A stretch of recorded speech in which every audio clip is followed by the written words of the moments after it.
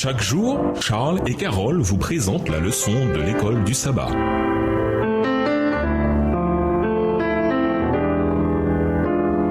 Bienvenue dans votre émission Dieu nous parle. Voilà la leçon de dimanche, la femme et le dragon. Lisons Apocalypse 12 et versets 1 à 4. Jean observe en vision deux grands signes symboliques, dont le premier est une femme qui attend un enfant et le deuxième est un dragon. Qui est cette femme et qu'enseignent ces versets? Apocalypse 12 et versets 1 à 4. Alors un signe grandiose apparut dans le ciel. C'était une femme. Elle avait pour vêtement le soleil, la lune sous ses pieds et une couronne de 12 étoiles sur sa tête. Elle était enceinte sur le point d'accoucher et ses douleurs lui arrachaient des cris. Là-dessus, un autre signe parut dans le ciel et voici, c'était un dragon énorme, couleur de feu. Il avait 7 têtes et 10 cornes. Chacune de ces 7 têtes portait un diadème. Sa queue balaya le tiers des étoiles du ciel et les jeta sur la terre. Le dragon se posta devant la femme qui allait accoucher pour dévorer son enfant dès qu'elle l'aurait mis au monde.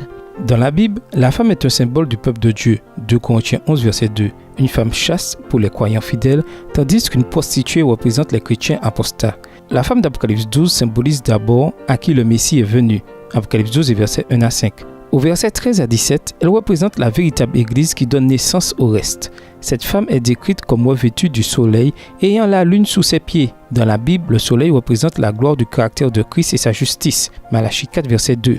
Il est la lumière du monde, Jean 8, verset 12, et son peuple reflète la lumière du caractère d'amour de Dieu au monde, Matthieu 5, verset 14 à 16. La lune, le petit luminaire, renvoie aux promesses de l'Ancien Testament, présageant l'œuvre de Christ à l'époque évangélique. Le deuxième signe symbolique que Jean a ensuite vu en vision était un dragon rouge monstrueux. Le dragon est plus tard identifié comme le diable et Satan, le serpent d'autrefois, Apocalypse 12, verset 9.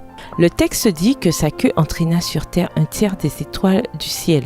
La queue est un instrument symbolique de tromperie. Ésaïe 9, les versets 14 et 15 et Apocalypse 9, le verset 10. Désormais déchu de sa position exaltée au ciel, Ésaïe 14, les versets 12 à 15, Satan trompa un tiers des anges. Ces anges déchus sont les démons qui assistent le diable en s'opposant à Dieu et à son œuvre de salut, voir 1 Timothée 4, verset 1. Apocalypse emploie également le dragon décrit comme ayant 7 têtes et 10 cornes, symbole des agents du monde utilisés par Satan, la Rome païenne. Apocalypse 12, verset 4 et le spiritisme, Apocalypse 16, verset 13. Le dragon, c'est Satan. C'est lui, en effet, qui poussa Hérode à attenter au jour du Sauveur. Mais l'Empire romain, dont le paganisme était la religion officielle, fut le principal instrument de Satan dans sa guerre contre le Christ et son peuple au cours des premiers siècles de l'ère chrétienne. Il en résulte que si le dragon représente Satan, il représente aussi, à un point de vue secondaire, l'Empire romain sous sa forme païenne. Texte tiré du livre La tragédie des siècles, au chapitre 25 à la page 384, écrit par Ellen G. White. Lisons Apocalypse 12, verset 9. Satan est appelé le serpent d'autrefois. Quel lien existe-t-il entre Genèse 3, verset 15 et la tentative du dragon de détruire la descendance de la femme dès qu'elle accoucherait? Apocalypse 12, verset 4. Apocalypse 12, verset 9. Il fut précipité, le grand dragon, le serpent ancien qu'on appelle le diable et Satan, celui qui égare le monde entier. Il fut précipité sur la terre et ses anges furent précipités avec lui. Genèse 3, verset 15. Je susciterai l'hostilité entre toi-même et la femme, entre ta descendance et sa descendance. Celle-ci t'écrasera la tête et toi, tu lui écraseras le talon. Apocalypse 12, verset 4. Sa queue balaya le tiers des étoiles du ciel et les jeta sur la terre.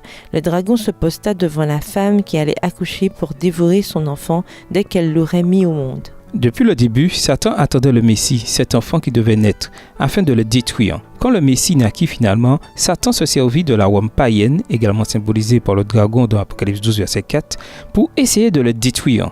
Voir Matthieu 2, versets 13 à 16. Mais l'enfant est enlevé auprès de Dieu et de son trône. Apocalypse 12, verset 5. Et nous vous laissons avec la question du jour. Aujourd'hui, quelle preuve avons-nous d'une bataille qui fait rage entre Satan et les chrétiens? Comment pouvons-nous gagner une telle bataille? Au revoir. Et à demain si Dieu veut.